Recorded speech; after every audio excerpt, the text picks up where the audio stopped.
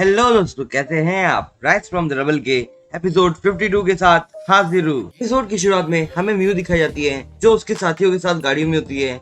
उसके साथियों में से एक आदमी कहती है कि इस सिटी के अंदर कुछ तो अलग चल रहा है और हमें इस चीज को पता लगाना ही होगा। और उसी वक्त सामने से बहुत सारे मॉन्स्टर का ग्रुप आ रहा होता है और वो लोग कार में से उतर के सारे मॉन्स्टर्स को देख रहे होते हैं। और वो लोग कहते हैं कि हम लोग इन मॉन्स्टर्स को मारते हैं, तब तक आप लोग म्यू को बचाना। म्यू कहते हैं कि इतने सारे मॉन्स्टर अचानक से हमारे ऊपर अटैक करने के लिए यहाँ पे आ गए, ये तो एक स्कीम की तरह लग रहा है, या फिर हम कह सकते हैं कि किसी का एक प्लान भी हो सकता है। तभी जो म्यू के साथ एक लड़की थी वो अपना एक पंच रेडी करती है उस मॉन्स्टर को मारने के लिए, पर वो उस मॉन्स्टर को देख के एकदम डर जाती है और कहती है कि ये मॉन्स्टर तो कुछ ज्यादा स्ट्रॉन्ग है और ऊपर से ये सारे जो मॉन्स्टर्स हैं वो बी रैंक के मॉन्स्टर्स हैं, इसलिए वो बहुत ज्यादा स्ट्रॉन्ग हो गए। और हम लोग अगर दूसरी भाषा में बोले तो ये सारा बी रैंक के मॉन्स्टर का ग्रुप है। और हमें वो मार्क्स वाला बंदा भी दिखाया जाता है जो अपने फ्लूट से सारे मॉन्स्टर्स को कंट्रोल कर रहा होता है। और ये बात वो म्यू भी नोटिस कर लेती है और कहती है कि ये फ्लूट की आवाज क्यों आ रही है हम लोगों को, ये शायद वही डिवाइस होगा जो इस मॉन्स्टर को इकट्ठा कर सकता है, मतलब कि वो फ्लूट म्यूजिक की बात कर रही है। वो मार्क्स वाला बंदा सबसे कहता है कि म्यू अब मैं तुम सबको यहाँ पे मारने वाला हूँ, इसलिए तुम लोग रेडी हो जाओ। म्यू कहते है कि ये वो यन का लीडर होगा और वो लड़की कहती है कि ये बी रैंक के मॉन्स्टर को कंट्रोल कर सकता है, तो ये पता नहीं कितना स्ट्रॉन्ग हो सकता है। और तभी उनके साथ वाला आदमी कहता है कि इतने सारे लोगों ने हमारी फैमिली के साथ बिट्रे किया है, या बिट्रे का मतलब धोखा, पता नहीं इन लोगों के पीछे कितने ज्यादा स्ट्रॉन्ग पीपल हो सकते हैं। और बाकी सबसे कहते हैं कि तुम लोग यहाँ से जाओ, तब तक हम लोग इस मॉन्स्टर को रोकते हैं, बस हमें कुछ देर तक इन मॉन्स्टर को रोकना होगा, उसके बाद अंकल हैंग आ जाएगी और वो हमारी मदद जरूर करेगी। और वो एक लड़का एक बॉम्ब फेंकता है जो कि एक मेडिसिन टाइप का होता है, और उस मेडिसिन की खासियत यह है कि वो जो मॉन्स्टर्स है वो ने कुछ टाइम तक तो रोक ही सकती है। और जैसे ही वहाँ पे वो बॉम्ब फेंकता है वैसे ही वो दूसरी लड़की को कहता है कि जल्दी से हमें भी यहाँ से निकल जाना चाहिए। और लोग तभी देखते हैं कि जो कार पे आए थे वो लोग, वो कार के और बहुत से मॉन्स्टर्स होते हैं, इसलिए म्यू उस कार को भी डिस्ट्रॉय कर देती है। पर वहाँ पे जो कि एक धमाका हो गया था, इसके कारण जो मॉन्स्टर्स थे वो और भी ज्यादा गुस्से में आ जाते हैं। वो मास्टर बंदा फ्लूट बजाते हुए कहता है कि अगर मैंने मॉन्स्टर को टेम नहीं किया होता तो शायद तुम लोग यहाँ से भाग चुके होते, पर जो कि अब ये मेरे ही पेट्स हैं तो तुम लोगों के पास बिल्कुल भी मौका नहीं है यहाँ से भागने का। म्यू एकदम हैरानी से कहते कि मैंने कभी ऐसा सोचा नहीं था कि जो हमको धोखा देगी उन लोगों के पास इतनी अच्छी पावर्स होगी कि वो लोग बी रैंक के मॉन्स्टर को कंट्रोल कर सकते हैं, वो भी सिर्फ फ्लूट की मदद से। पर मैंने ऐसे सिचुएशन के लिए एक प्लान बना के रखा था। तभी म्यू अपने हाथ पे एक डिवाइस होता है वो उसे दबा देती है, जिस कारण जो सिग्नल होता है, सिग्नल मतलब जो मैसेज, हेल्प का मैसेज, डार्क स्टार ऑर्गेनाइजेशन के पास जाता है।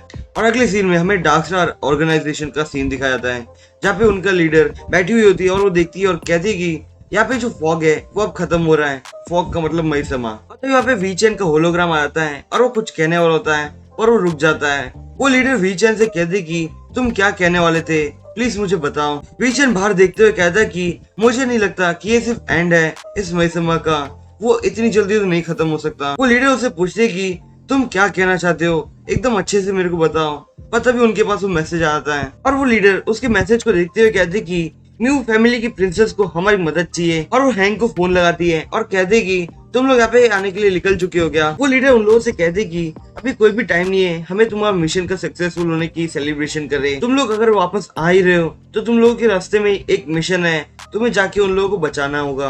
हैंक लीडर से कहते कि आप ये क्या कह रहे हो, आपको पता है ना कि हम लोग ये मिशन के बाद बहुत बुरी तरह से इंजर्ड हो चुके हैं और आप हम लोग को रेस्क्यू मिशन पे भेज रहे हो। वो लीडर हैंक से कहते कि ये मिशन एक हाई रैंक मिशन है, तुम्हें इसे अगर सिलेक्ट कर लेती हो तो तुम्हें शायद ज्यादा ही रिवॉर्ड मिल सकता है और तुम पक्का इस मिशन को रिजेक्ट करने वाली हो। हैंक लीडर से कहते कि ये कौन बंदा है जो हाई रैंक का मिशन दे रहा है हमें, प्लीज मुझे उसके डिटेल्स फॉरवर्ड कीजिए। जीव हैंक से कहता कि तुमको इतनी सारी चोटें लग चुकी है तो भी तुम एक और प्लान करना चाहती हो, मतलब कि एक और मिशन करना चाहती हो। तभी उन लोगों के पास वो सारी डिटेल्स आ जाती है और उसमें लिखा होता है कि जो भी हम लोग को बचाने आएगा उन सभी को एक एक मिलियंस मिलने वाले हैं। और उनकी स्क्रीन पे कोई मॉन्स्टर की पिक्चर भी शो कर रहे होते हैं कि कौन से मॉन्स्टर को मारना है उन लोगों को। हैंग और जीव उस मॉन्स्टर को देखते हुए कहते हैं कि ये मॉन्स्टर वापस आ गया, ये मॉन्स्टर कुछ ज्यादा स्ट्रॉन्ग होता है और ये बहुत ज्यादा अजीब भी है, ये यहाँ पे क्यों वापस आ गया।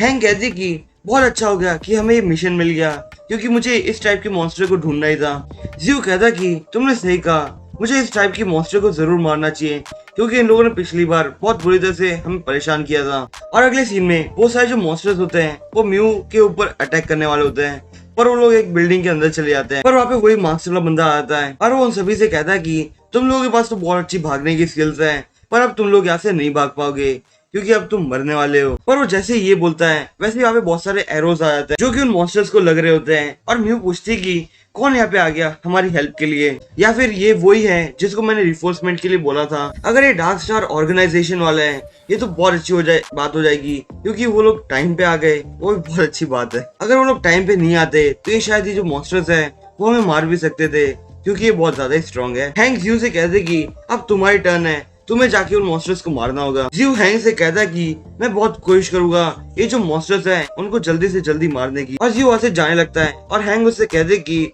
तुम इतने स्ट्रॉन्ग बनने की कोशिश मत करो, बस तुम्हें एक बात याद रखनी है कि जो फ्लूट वाले जो म्यूजिक जो यूज करते हैं लोग वो कुछ ज्यादा स्ट्रॉन्ग होता है, इसलिए तुम्हें अपने आप को एकदम प्रोटेक्टिव रखना होगा उन मॉन्स्टर्स के साथ, क्योंकि वो बहुत ज्यादा स्ट्रॉन्ग हो गए। जियो कहता है कि ये जो मॉन्स्टर्स हैं उन लोगों ने मेरे ऊपर एकदम छुप के अटैक किया था, पर अब मेरा टाइम है कि मैं इन सबको मार दूं। वो मास्क वाला बंदा म्यू से कहता कि मुझे लगता है कि तुम्हारी रिफोर्समेंट यहाँ पे आ चुकी है, मुझे जल्दी से तुम्हें मार देना चाहिए, क्योंकि यहाँ पे और भी कोई चांस नहीं मिल सकता मुझे तुम्हें मारने का, इसलिए यही एक सही टाइम है तुम्हें मारने के लिए। और अपने सारे मॉन्स्टर्स को ऑर्डर करता है उन सबको मारने के लिए। पर तभी एक स्लैश उस आदमी की तरफ जाता है और वो उसे डॉच कर लेता है, पर वहाँ पे जियो आ जाता है। ये स्लैश एक्चुअल में जियो नहीं मारा था। वो मास्क वाला बंदा कहता है कि अभी अभी तुमने मेरे ऊपर अटैक किया था। और मास्क वाला बंदा भी अपने हाथ में एक डैगर ले लेता है और कहता है कि मैं तुम्हारे ऊपर सी रैंक का अटैक करने वाला, और जो कि वो करता भी है। म्यू के साथ जितने भी लोग होते हैं वो लोग कहते हैं कि इसके पास तो सी रैंक की इतनी अच्छी टेक्नोलॉजी है, सॉरी टेक्नोलॉजी नहीं टेक्निक, और मुझे ऐसा नहीं लगता कि ये सिर्फ